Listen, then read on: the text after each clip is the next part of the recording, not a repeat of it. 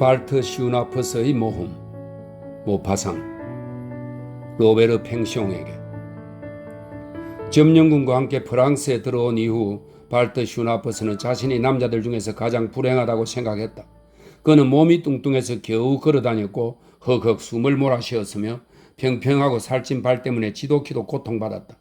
그는 유순하고 너그러웠으며 통이 크거나 잔인한 데가 전혀 없었다. 금발머리 아가씨와 결혼해 몹시도 사랑스러운 내 아이를 둔 그는 매일 밤 아내의 애정과 소소한 돌봄 그리고 입맞춤을 절박하게 그리워했다.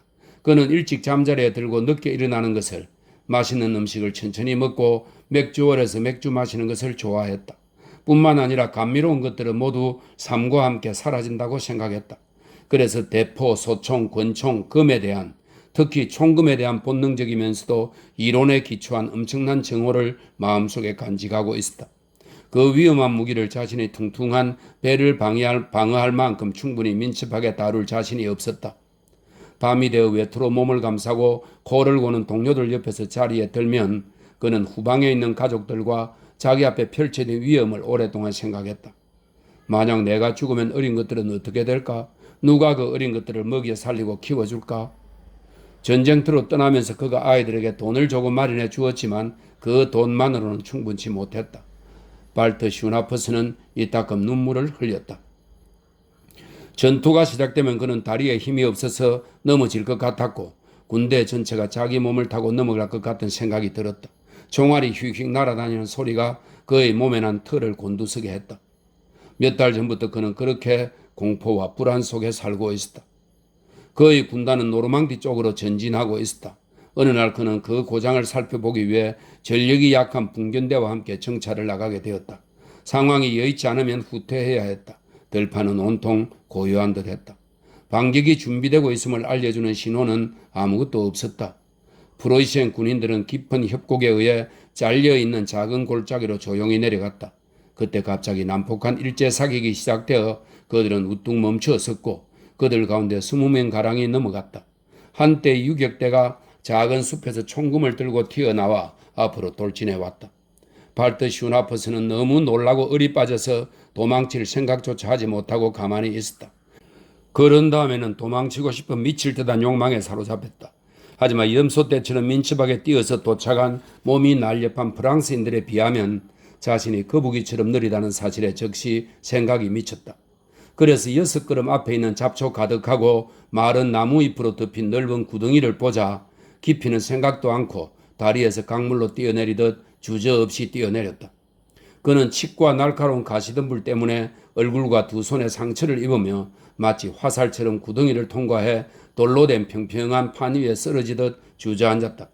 그런 다음 곧바로 눈을 들어 자신이 만든 구멍을 통해 하늘을 쳐다보았다. 그 의미심장한 구멍은 그가 숨어있다는 사실을 드러낼 수도 있었다. 그는 나뭇가지로 이루어진 구덩이 지붕 아래에서 네 발로 조심스럽게 움직여 지붕에 뚫린 구멍에서 멀어졌다. 잠시 후 그는 걸음을 멈추고 길게 자란 마른 풀 한가운데에 산토끼처럼 숨었다. 그러고도 얼마 동안 폭발음, 비명과 탄식 소리가 그의 귀에 들려왔다. 잠시 후 전투의 함성이 잦아들다가 멈추었다. 소리가 없어지고 주변이 온통 고요해졌다. 갑자기 무언가가 그의 몸에 붙어 움직였다. 그는 깜짝 놀라 소스라쳤다. 그것은 작은 새였다. 새가 나뭇가지 위에 앉아 낙엽들을 흔들고 있었다. 발트 슈나퍼스의 심장은 거의 1시간 가까이 거칠고 다급하게 뛰었다. 골짜기를 그늘로 가득 채우며 밤이 찾아왔다. 발트 슈나퍼스는 생각하기 시작했다. 이제 어떻게 하지? 나는 어떻게 될까? 군대와 다시 합류할 수 있을까? 하지만 어떻게? 어디서? 전쟁이 시작된 이래 이끌어온 불안하고 무섭고 피곤하고 고통스럽고 끔찍한 삶을 다시 시작해야 할 것이다. 그건 안 될 말이었다. 이제는 그런 용기를 낼 자신이 없었다. 그런 일들을 견디는 데 필요한, 그리고 시시각각 다가오는 위험에 맞서는 데 필요한 힘을 더는 내지 못할 것이다. 하지만 어찌해야 하는가? 전쟁이 끝날 때까지 이 골짜기에 계속 숨어 있을 수는 없었다. 그것은 확실히 안 될 일이었다. 먹는 것 문제만 아니면 그렇게 하는 것도 나쁘지 않을 것이다. 하지만 그는 먹어야 했다. 매일 먹어야 했다. 그는 군복 차림으로 무장한 채 자신을 보호해 줄 수 있는 사람들로부터 멀리 떨어져 적의 영토에 홀로 있었다. 차가운 전율이 그의 피부를 타고 흘렀다. 갑자기 이런 생각이 들었다. 차라리 포로라도 되면 좋으련만. 그러자 프랑스의 포로가 되고 싶다는 격렬하고 절제할 수 없는 욕망으로 몸이 떨려왔다. 포로. 그렇게만 되면 그는 구원받을 테고 먹을 수 있을 테고 총알과 금을 피해 두려움 없이 감옥 안에서 안전하게 지낼 수 있을 것이다. 포로가 된다. 얼마나 꿈 같은 일인가. 그는 즉시 결심했다. 나는 포로가 될 거야.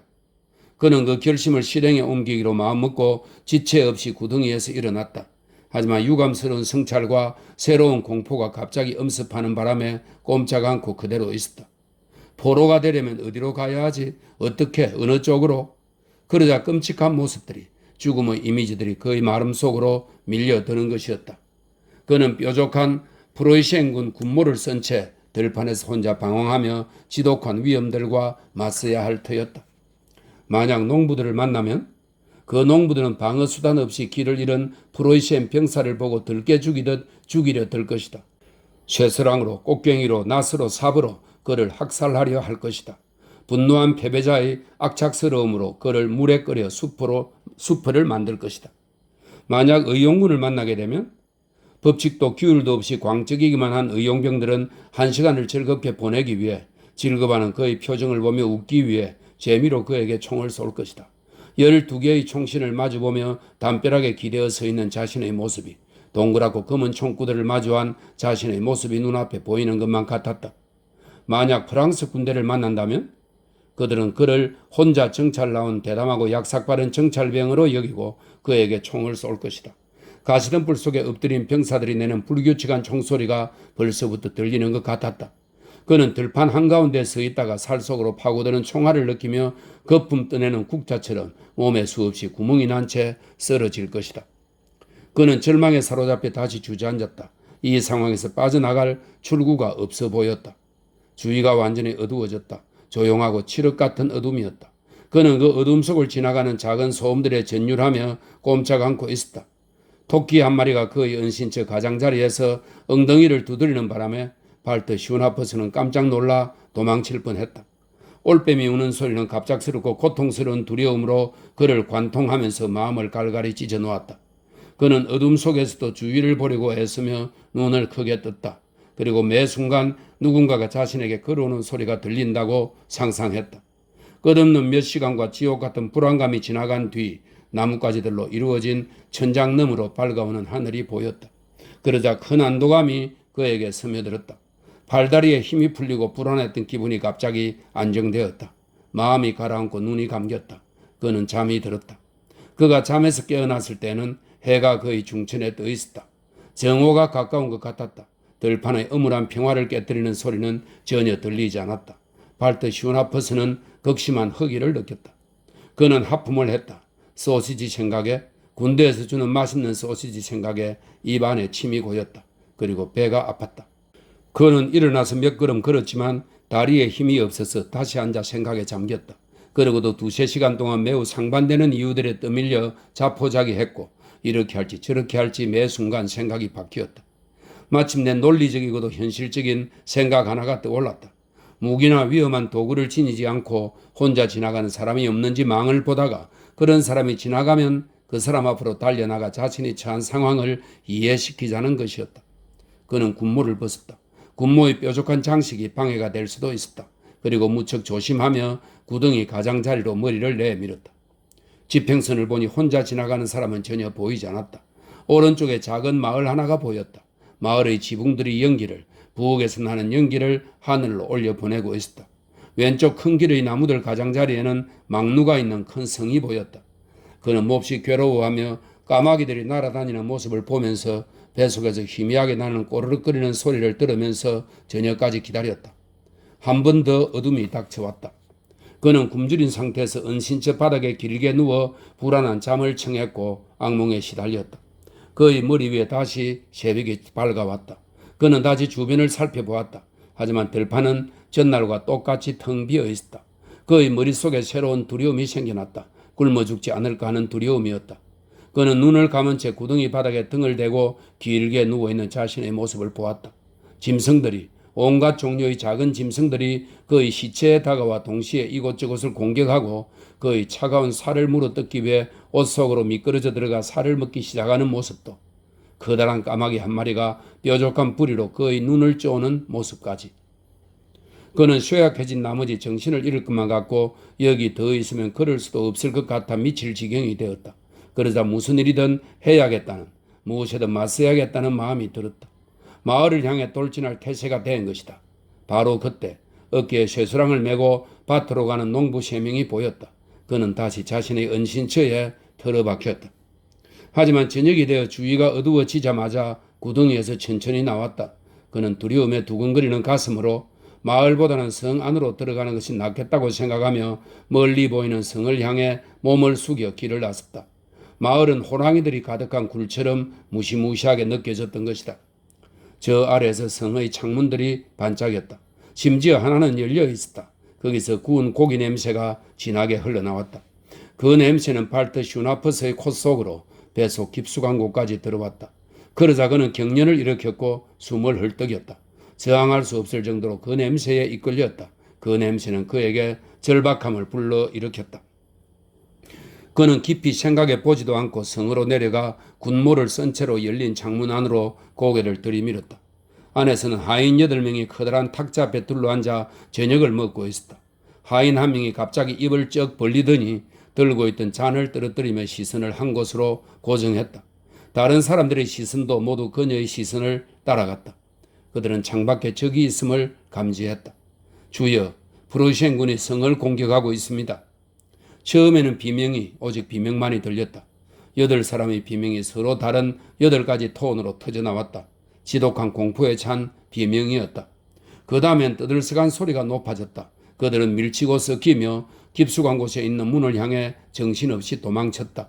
의자들이 넘어졌고 남자들은 여자들을 넘어뜨리고 그 위로 지나갔다. 순식간에 방이 텅 비었다. 아연 실색한 채 여전히 창가에 서 있는 발트 슈나퍼스의 눈앞에는 먹을 것이 잔뜩 놓인 탁자만 덩그러니 놓여 있었다.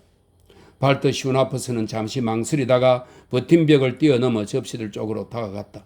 그는 극심한 허기에 마치 열병 환자처럼 몸을 떨었다. 그러나 공포가 여전히 그를 제지하고 마비시켰다. 그는 가만히 귀를 기울였다. 집 전체가 마구 흔들리는 것 같았다. 문들이 여닫히고 빠른 발소리들이 위층에서 왔다 갔다 했다. 걱정이 된 발트 슈나퍼스는 그 어수선한 웅성거림에 귀를 쫑긋 세웠다. 이었고 위층에서 어렴풋한 소음이 들려왔다. 마치 시체들이 뛰어올랐다가 부드러운 바닥에 쓰러지는 소리 같았다. 잠시 후 모든 움직임과 흔들림이 멈추고 성은 마치 무덤 속처럼 조용해졌다. 발트 슈나퍼스는 손대지 않았던 접시 앞에 앉아 음식을 먹기 시작했다. 제대로 먹지도 못하고 제지당할까봐, 충분히 많이 먹지 못할까봐 염려하는 것처럼 음식을 입안에 가득 넣고 먹었다. 뚜껑문처럼 열린 입속에 두 손으로 음식을 마구 집어넣었다. 음식이 그의 목 울대를 부풀리며 배 속으로 하나씩 내려갔다. 때때로 너무 가득 찬 파이프처럼 식도가 터질 것 같아 먹기를 멈추었다.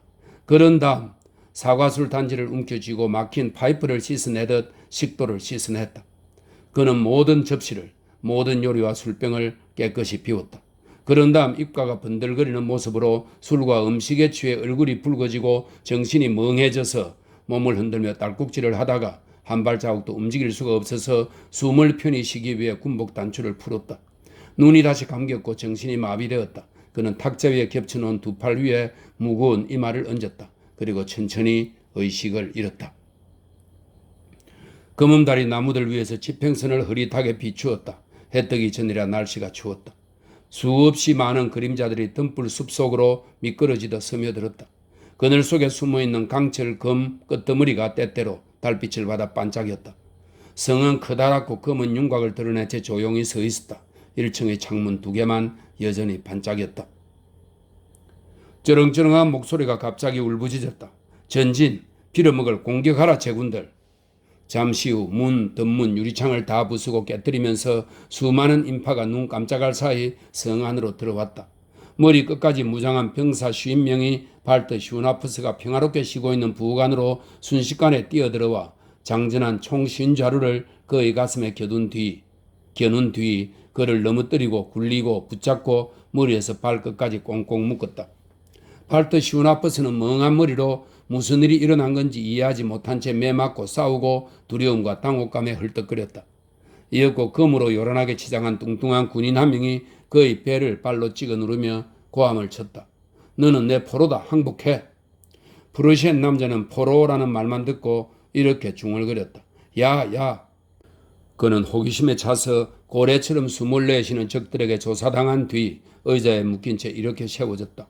적들도 무척 긴장했던 탓에 피로에 기진맥진해져서 주저앉았다. 발트 슈나퍼스는 빙글에 미소 지었다. 마침내 포로가 되었다는 확신에 이제야 미소를 지었다. 다른 장교가 들어와서 말했다. 대령님, 적들이 달아났습니다. 여러 명이 부상을 당한 것 같습니다. 여기는 우리뿐입니다. 뚱뚱한 군인이 이 말을 훔치다가 고함쳤다. 승리다. 그는 호주머니에서 작은 수첩을 꺼내 이렇게 적었다. 격렬했던 전투 후에 프로이센군은 사상자들을 운반하며 퇴각했다. 전투 능력을 상실한 사상자는 50명 정도로 추정된다. 우리의 수중에 있는 자도 여러 명이다. 젊은 장교가 다시 말했다. 이제 어떤 조치를 취해야 합니까, 대령님? 대령이 대답했다. 반격을 피하기 위해 포병대 및 상위 부대와 함께 후퇴할 것이다. 대령은 다시 출발하라는 명령을 내렸다. 성벽 밑의 그늘 속에 종대가 형성되었고 발트 슈나퍼스는 몸이 묶인 채 손에 권총을 든 6명의 병사에게 붙잡혀서 움직이기 시작했다. 후퇴를 알아보기 위해 정찰대를 보냈다. 그들은 이따금씩 휴식을 취하면서 신중하게 전진했다. 동이 트올 때 그들은 국민병이 문을 세운 라오시루아젤 군청에 도착했다. 주민들이 몹시 흥분해 걱정하며 기다리고 있었다. 포로의 군무를 보자 엄청난 아우성이 터져나왔다. 여자들이 팔을 들어 올렸고 노파들은 눈물을 흘렸다. 할아버지 한 명이 프로이센 포로에게 자신의 목발을 던지는 바람에 그를 지키는 국민병이 코를 다쳤다. 대령이 큰 소리로 외쳤다. 포로의 안전에 주의하십시오. 마침내 그들은 시청에 다다랐다. 감옥이 열려 있었다. 발트 슈나퍼스는 포성줄이 풀린 채 그 안에 던져졌다. 무장한 남자 200명이 건물 주변에서 보초를 섰다. 발트 슈나퍼스는 얼마 전부터 그를 괴롭히는 소화불량 정세에도 불구하고 기쁨에 겨우 팔다리를 들어올리며 격렬한 외침을 뱉어내며 미친 듯이 춤을 추기 시작했다. 기진맥진해서 바닥에 쓰러질 때까지. 그는 포로가 되었다. 드디어 구원받은 것이다. 샹핀의 성은 단지 6시간 동안 적의 손에 넘어갔다가 다시 탈환된 것이었다. 포목상 라티의 대령은 라로슈아젤 국민병을 진두지휘해 이 사건을 해결한 공로로 훈장을 받았다.